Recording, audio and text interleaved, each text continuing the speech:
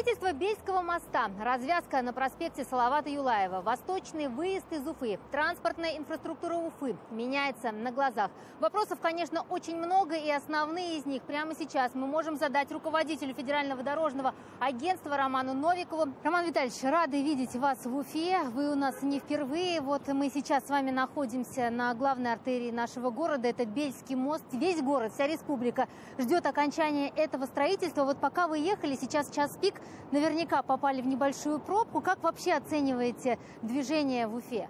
Движение активное, но Уфа примечательна тем, что улицы и дороги достаточно широкие, и пропускная способность у них высокая. Но именно вот в таких местах, как то, в котором мы находимся, это пересечение водной преграды, реки и то мостовое сооружение, которое до этого здесь работало, но, естественно, не справлялось с тем движением, которое было.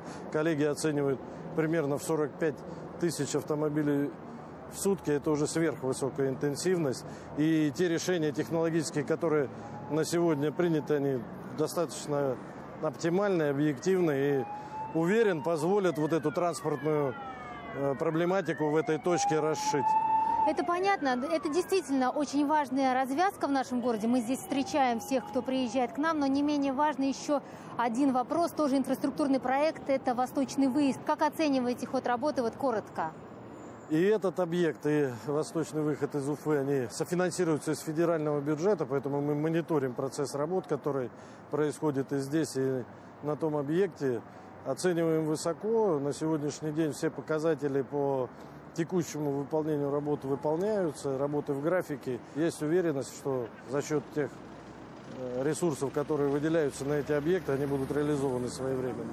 Ну и, конечно, главный объект, о котором, наверное, говорят все, один из проектов, который, наверное, известен на всю страну, он важный, грандиозный, долгосрочный и очень дорогостоящий. Это трасса М-12.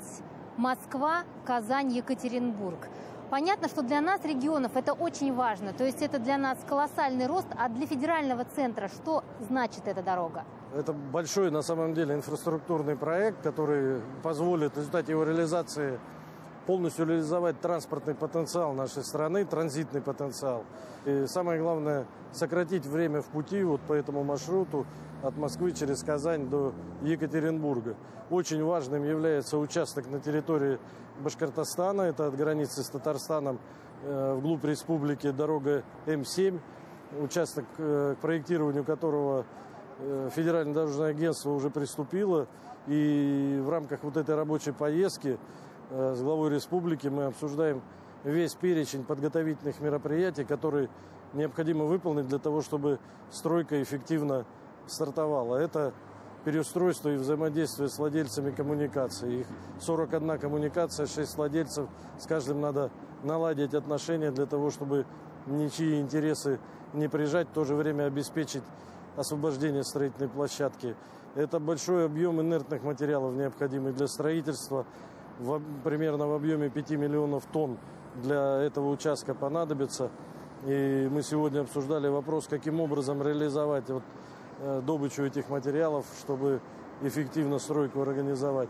Это, в конце концов, большой объем рабочей силы и техники, который необходимо привлекать. Мы готовы использовать весь потенциал республики для этих целей и привлекать дополнительные ресурсы, если они потребуются, для того, чтобы задачу решить. А задача локальная, которая решается в рамках большой задачи по строительству всего маршрута Москва-Казань, Екатеринбург, именно на территории Республики Башкортостан, на том участке М7, который мы будем строить, это обход 5 населенных пунктов. Это, естественно, увеличение комфорта проживания граждан, которые там находятся, и увеличение трафика на этом участке. Поэтому... Ну вот пандемия, непростая ситуация в мире, в стране, вот не помешает, не придется переносить. Мы уже уверены, что она нам не помешала в период ее разгара, и в период развития событий уж не помешает точно.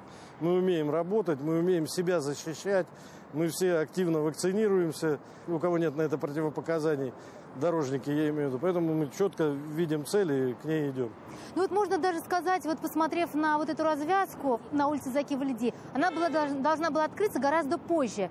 Но сработали на опережение, значит, возможно. Мы привыкли уже работать с некоторым заделом. Потому что вы абсолютно правы. Много бывает внешних факторов, которые могут повлиять на нашу деятельность. И чтобы это влияние минимизировать, мы обычно стараемся работать с заделом, чтобы не было у нас вот этого процесса и ликвидировать разрыв во времени. Поэтому так и получается, что дорожники и все строители молодцы, они вовремя выполняют задачи, а это благоприятно сказывается вот на всей инфраструктуре. Вообще особенности нашего города. У нас ведь необычный город. Мы стоим как бы такой полуостров, и вокруг нас две реки. И вот старожилы говорят, что через несколько лет нам не будет хватать тех мостов, которые есть, и как минимум 7 мостов нужно еще Уфе. Вот как вы думаете, мы можем рассчитывать на помощь федерального центра, что у нас эти мосты появятся? Вы точно можем рассчитывать на помощь федерального центра в реализации тех объектов, которые уже сейчас идут, а дальше все зависит от развития инфраструктурной ситуации, потому что загадывать так вперед, мнение старожилов важно, и это, кстати, есть одна из частей проектирования, именно опрос населения и сбор многолетних наблюдений за трафиком, за поведением природы и так далее. Его при составлении вот именно инфраструктурных таких перспектив всегда принимают во внимание. Спасибо, Роман Витальевич. Зеленого светофора и вам на наших дорогах. Спасибо и вам. Спасибо. Спасибо.